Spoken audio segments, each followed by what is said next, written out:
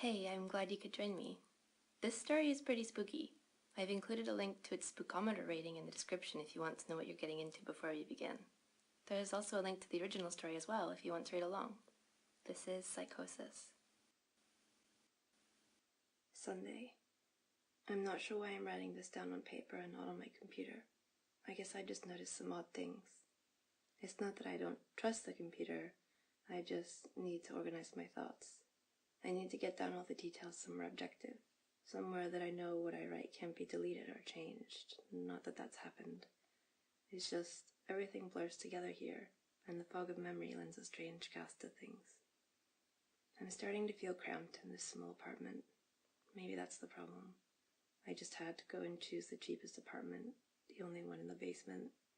The lack of windows down here makes day and night seem to slip by seamlessly. I haven't been out in a few days because I've been working on this programming project so intensively. I guess I just wanted to get it done. Hours of sitting at a monitor can make anyone feel strange, I know, but I don't think that's it. I'm not sure when I first started to feel like something was odd. I can't even really define what it is. Maybe I just haven't talked to anyone in a while. That's the first thing that crept up on me. Everyone I normally talk to online while I program has been idle, or they've not logged on at all. My instant messages go unanswered. The last email I got from anybody was a friend saying he talked to me when he got back from the store, and that was yesterday. I'd call with my cell phone, but reception's terrible down here. Yeah, that's it. I just need to call someone. I'm gonna go outside. Well, that didn't work so well. As the tingle of fear fades, I'm feeling a little ridiculous for being scared at all. I looked in the mirror before I went out and washed my face. I figured I was just going out for a quick cell phone call. I did change my shirt, though, because it was lunchtime, and I guessed that I'd run into at least one person I knew. That didn't end up happening. I wish it did. When I went out, I opened the door to my small apartment slowly. A small feeling of apprehension had somehow already lodged itself in me for some undefinable reason. I chalked it up to not having spoken to anyone but myself for a day or two. I peered down the dingy gray hallway, made dingier by the fact that it was a basement hallway. On one end, a large metal door led to the building's furnace room, locked, of course. 2 dreary soda machines stood by it. I bought a soda from one the first day I moved in, but it had a 2-year expiration date. I'm fairly sure no one knows those machines are even down here, or my cheap landlady just doesn't care to get them restocked. I closed the door softly and walked the other direction, taking care not to make a sound. I have no idea why I chose to do that, but it was fun giving in to the strange impulse not to break the droning hum of the soda machines, at least for a moment. I got to the stairwell and took the stairs to the building's front door. I looked through the heavy door's small, square window and received quite the shock. It was definitely not lunchtime. City gloom hung over the dark street outside, and the traffic lights at the intersection in the distance blinked yellow. Dim clouds, purple and black from the glow of the city, hung overhead. Nothing moved, save the few sidewalk trees that shifted in the wind. I remember shivering, though I wasn't cold. Maybe it was the wind outside. I could vaguely hear it through the heavy metal door, and I knew it was that unique kind of late night wind, the kind that was constant, cold, and quiet, save the rhythmic music it made as it passed through countless unseen tree leaves. I decided not to go outside. Instead, I lifted my cell phone to the door's little window and checked the signal meter. The bars filled up the meter, and I smiled. Time to hear someone else's voice, I remember thinking, relieved. It was a strange thing to be afraid of nothing. I shook my head, laughing at myself silently, and hit speed dial for my best friend Amy, then held the phone to my ear. It rang once, but then it stopped. Nothing happened. I listened to silence for a good 20 seconds, then hung up. I frowned and looked at the signal meter again. It was still full. I went to dial her number, but then my phone rang in my hand, startling me, and I put it to my ear. "Hello?" I asked, immediately fighting down a small shock at hearing the first spoken voice in days, even if it was my own. I had gotten used to the droning hum of the building's inner workings, my computer, and the soda machines in the hallway. There was no response to my greeting at first, but then, finally, a voice came. "Hey," said a clear male voice, obviously of college age like me. Who's this? Sarah, I replied, confused. Oh, sorry, wrong number, he replied, then hung up again. I lowered the phone slowly and leaned against the thick brick wall of the stairwell. That was weird. I looked at my received calls list, but the number was unfamiliar. Before I could think on it further, the phone rang loudly, shocking me again. This time, I looked at the caller before I answered. Another unfamiliar number. I held the phone up to my ear and said nothing. I heard the general background noise of a phone. Then a familiar voice broke the tension. Sarah? Was the single word in Amy's voice, and I breathed a sigh of relief. Hey, it's you, I replied. Who else would it be? She responded. Oh, the number. I'm at a party on 7th Street and my phone just died as you called me. This is someone else's phone, obviously. Oh, okay, I said. Where are you? She asked. My eyes went over the drab, whitewashed concrete walls and the heavy metal door with its small window. At my building, I said. Just feeling cooped up. I didn't realize it was so late. You should come here, she said, laughing. Nah, I don't feel like looking for some strange place by myself in the middle of the night, I said, looking out the window at the silent, windy street that secretly scared me just a tiny bit. I think I'm just going to keep working or go to bed. Nonsense, she replied. I can come get you. Your building is close to 7th Street, right? How drunk are you? I said. You know where I live. Oh, of course, she said. I guess I can't get there by walking, huh? You could if you wanted to waste half an hour. Right, she said. Okay, have to go. Good luck with your work. I lowered the phone once more, looking at the numbers flash as the call ended. Then the droning silence suddenly reasserted itself in my ears. The two strange calls and the eerie street outside just drove home my aloneness in this empty stairwell.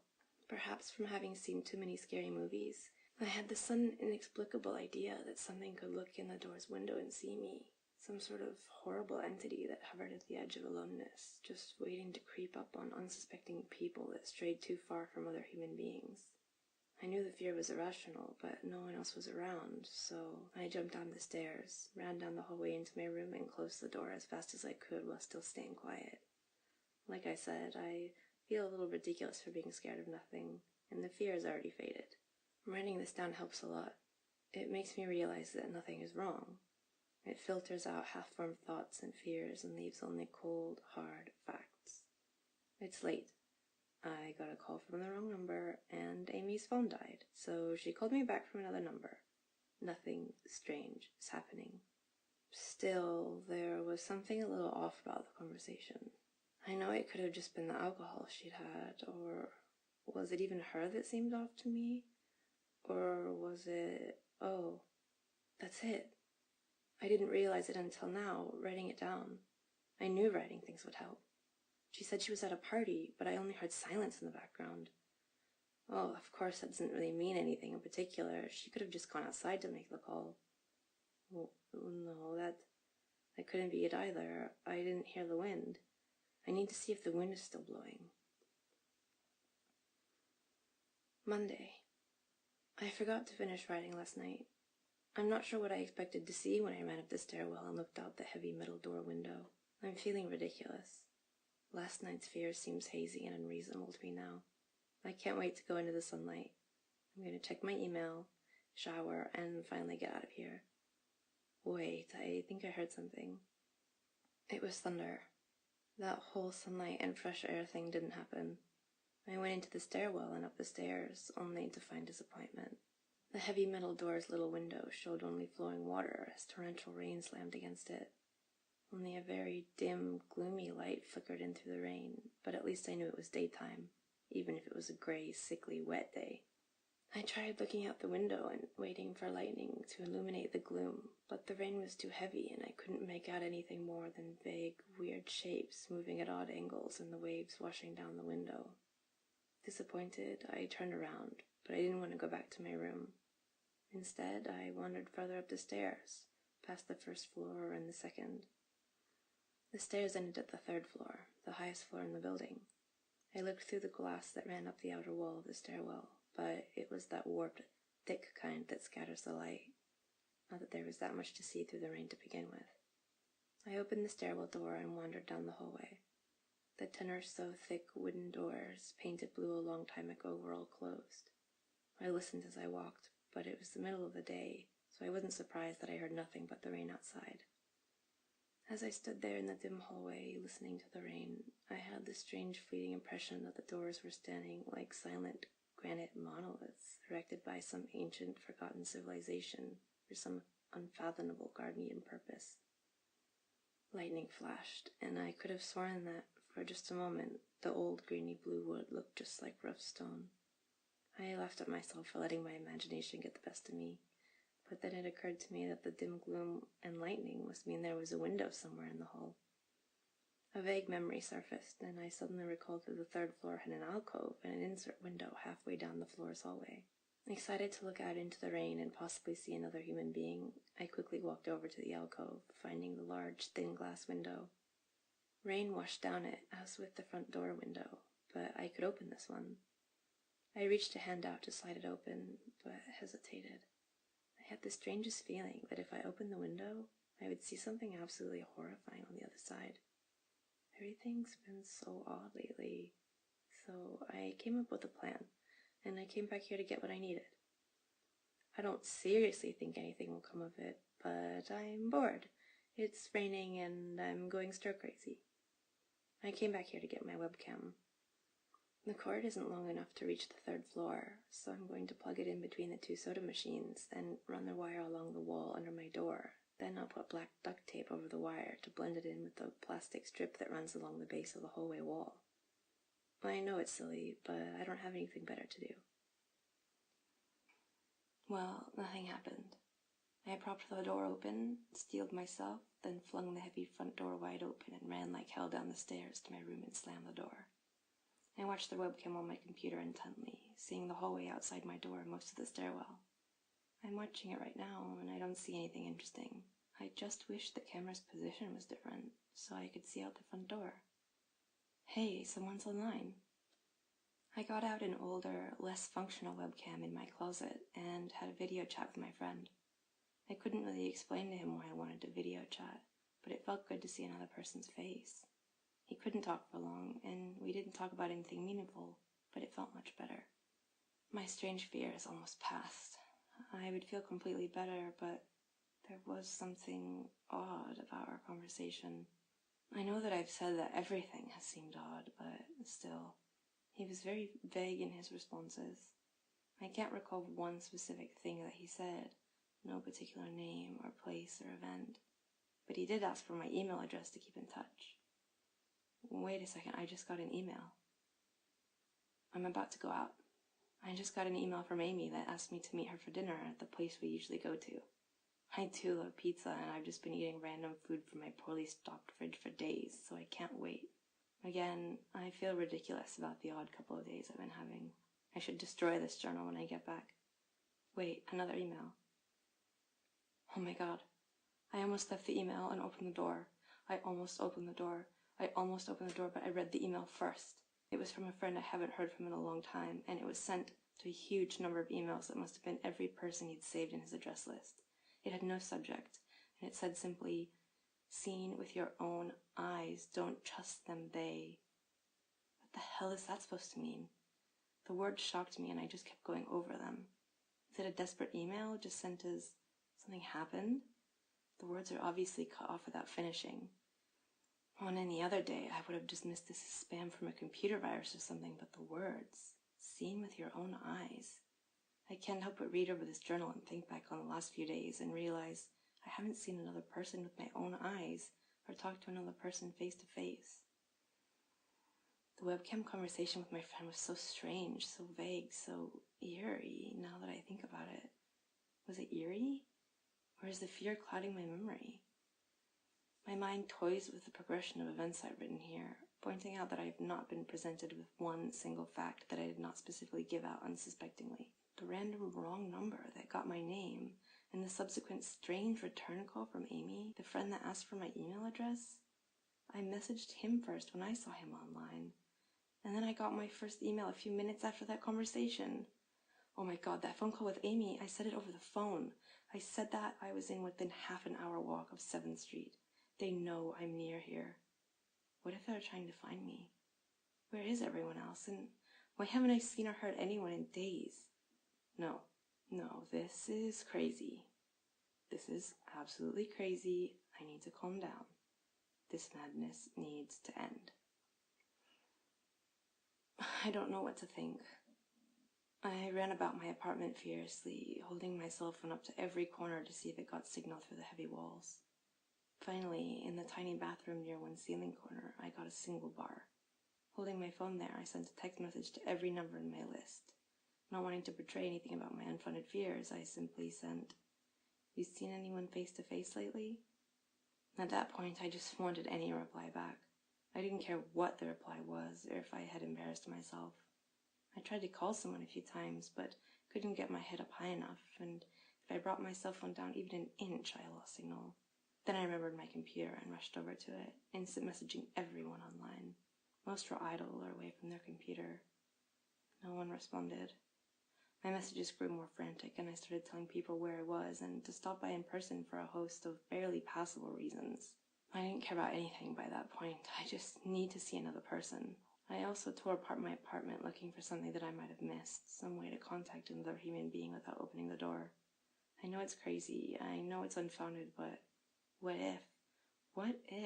I just need to be sure. I taped the phone to the ceiling just in case. Tuesday. The phone rang. Exhausted from last night's rampage, I guess I must have fallen asleep. I woke up to the phone ringing and ran into the bathroom. I stood on the toilet and flipped open the phone taped to the ceiling. It was Amy, and I feel so much better. She was really worried about me, and apparently had been trying to contact me since the last time I talked to her. She's coming over now, and yes, she knows where I am without me telling her. I feel so embarrassed. I'm definitely throwing this journal away before anyone sees it. I don't even know why I'm writing in it now. Maybe it's just because it's the only communication I've had at all since God knows when. I look like hell, too. I looked in the mirror before I came back here. My eyes are sunken, and I just look generally unhealthy, to be honest. My apartment is trashed, but I'm not going to clean it up.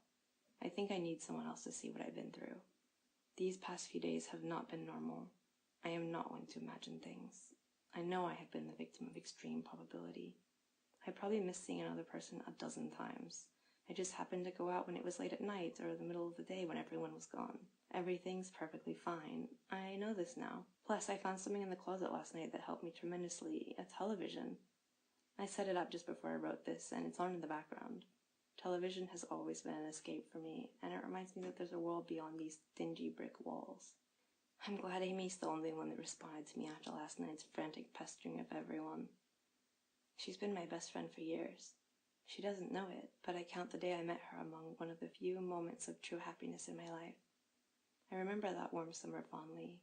It seems a different reality from this dark, rainy, lonely place. I feel like I spent days sitting in that playground, much too old to play, just talking with her and hanging out and doing nothing. I still feel like I can go back to that moment sometimes, and it reminds me that this damn place is not all there is. Oh, there's a knock.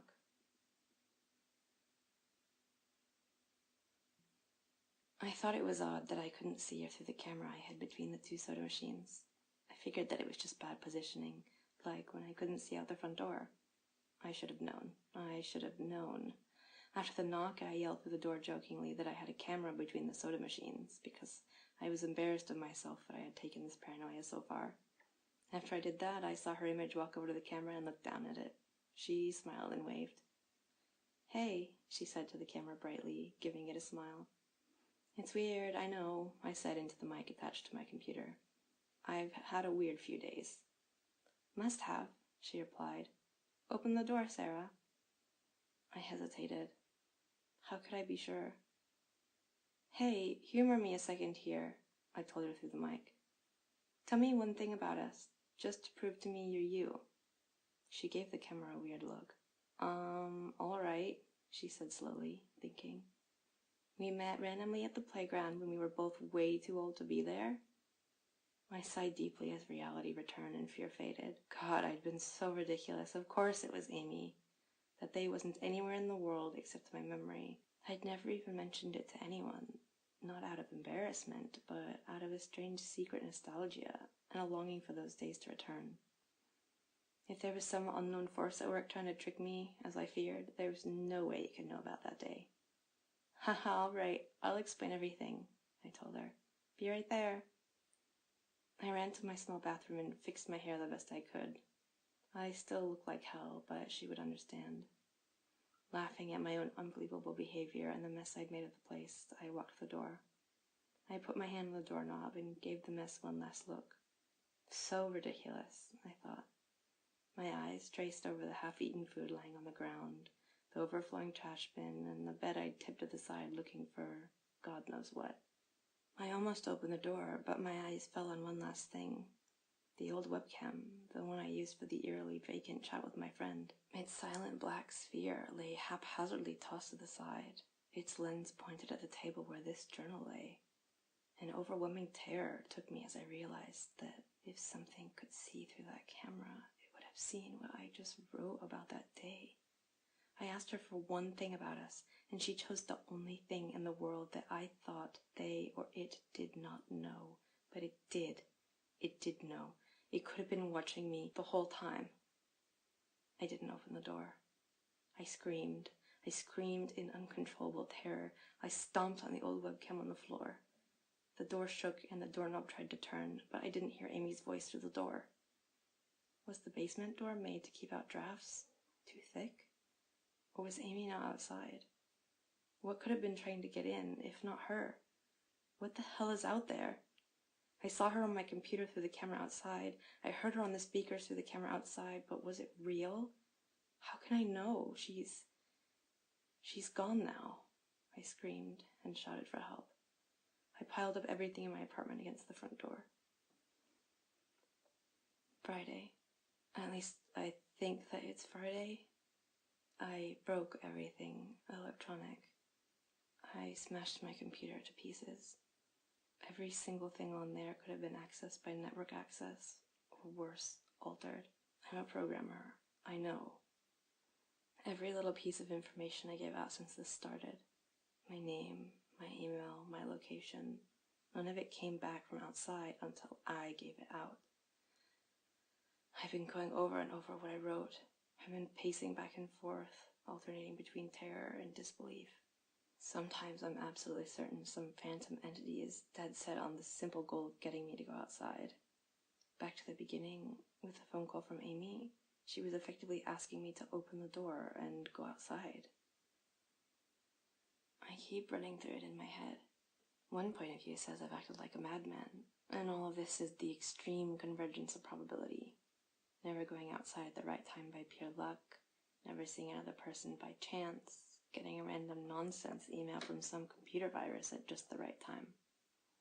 The other point of view says that extreme convergence of probability is the reason that whatever's out there hasn't gotten me already. I keep thinking, I never opened the window on the 3rd floor. I never opened the front door until that incredibly stupid stunt with the hidden camera, after which I ran straight to my room and slammed the door. I haven't opened my own solid door since I flung open the front door of the building. Whatever's out there, if anything's out there, never made an appearance in the building before I opened the front door. Maybe the reason it wasn't in the building already was that it was elsewhere getting everyone else, and then it waited until I betrayed my existence by trying to call Amy. The call which didn't work until it called me and asked me my name. Terror overwhelms me every time I try to fit the pieces of this nightmare together. That email, short, cut off, was it from someone trying to get the word out? Some friendly voice desperately trying to warn me before it came? Seen with my own eyes, don't trust them. Exactly what I've been so suspicious of. It could have masterful control of all things electronic, practicing its insidious deception to trick me into going outside. Why can't it get in? It knocked on the door. It must have some solid presence. The door. The image of those doors in the upper hallway as guardian monoliths flashes back in my mind every time I trace this path of thoughts. If there is some phantom entity trying to get me to go outside, maybe it can't get through doors. I keep thinking back over all the books I've read or movies I've seen, trying to generate some explanation for this. Doors have always been such intense focus of human imagination, always seen as wards or portals of special importance. Or perhaps the door is just too thick. I know that I couldn't bash through any of those doors in this building, let alone the basement one. Aside from that, the real question is, why does it even want me? If it just wanted to kill me, it could do it any number of ways, including just waiting until I starved to death.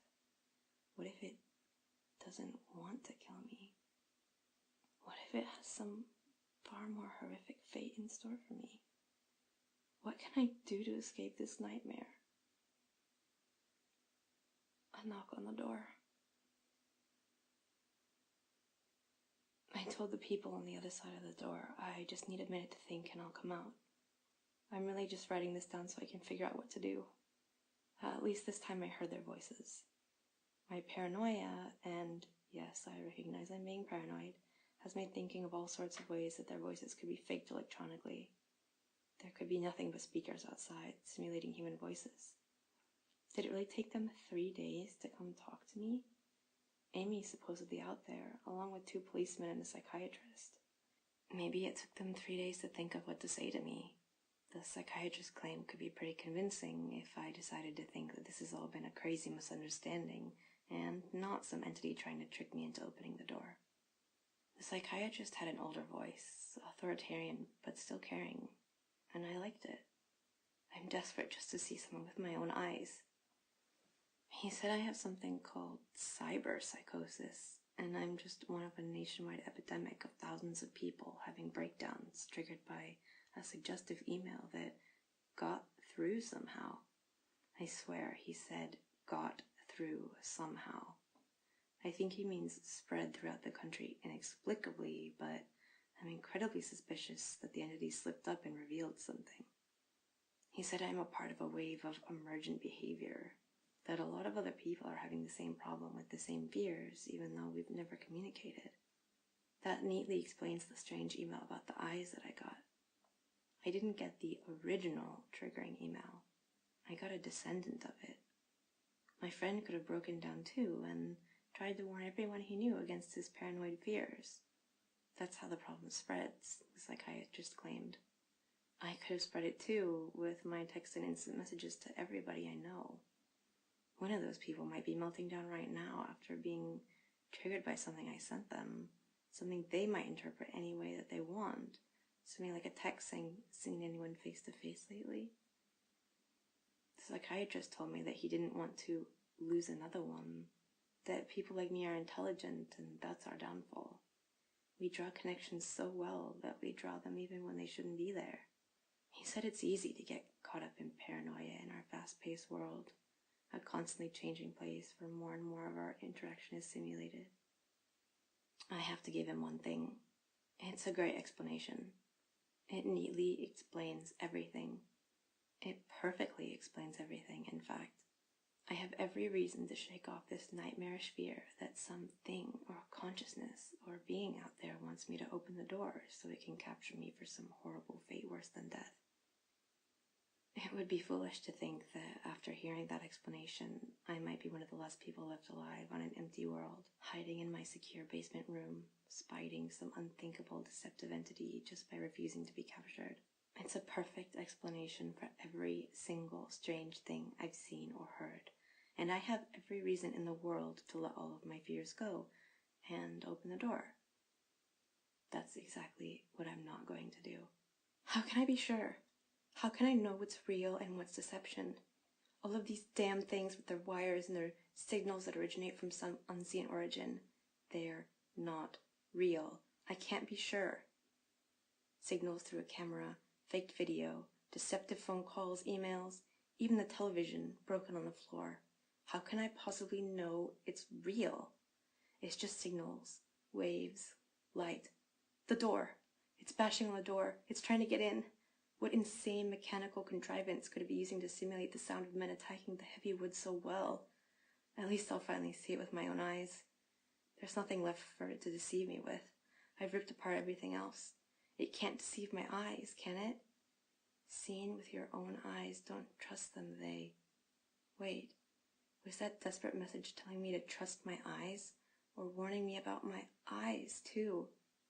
Oh my God, what's the difference between a camera and my eyes? They both turn light into electrical signals.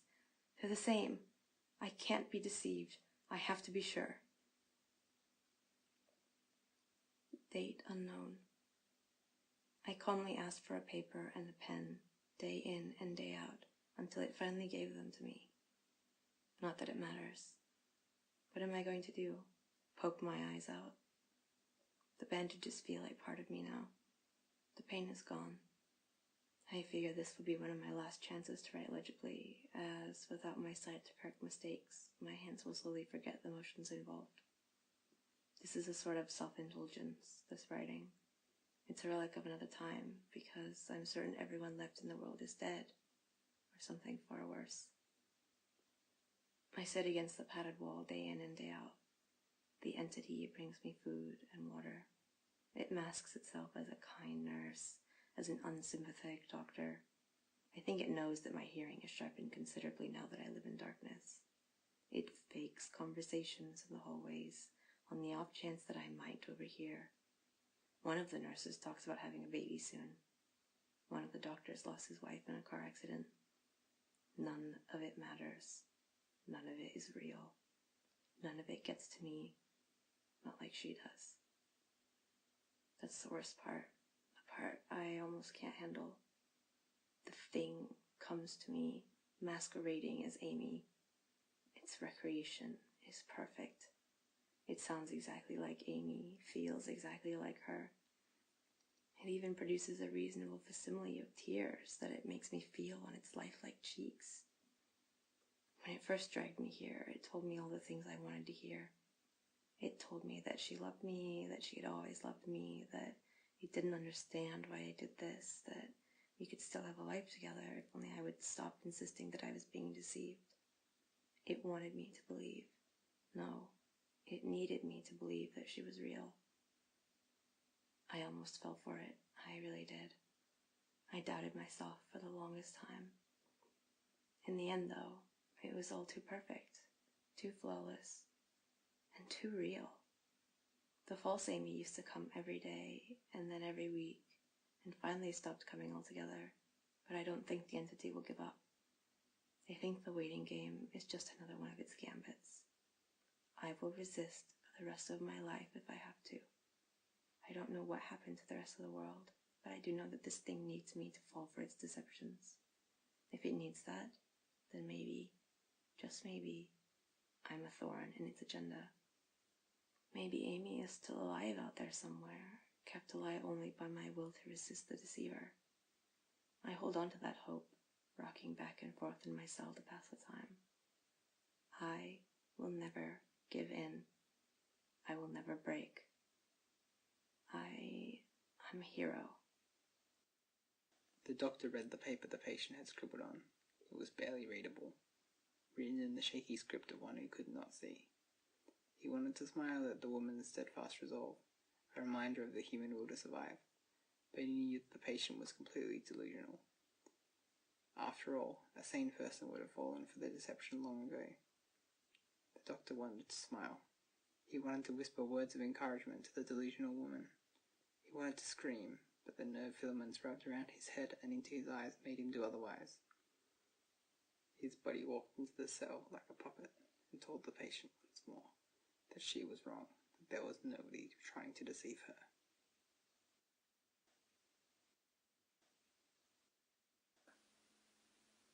Did you get spooked?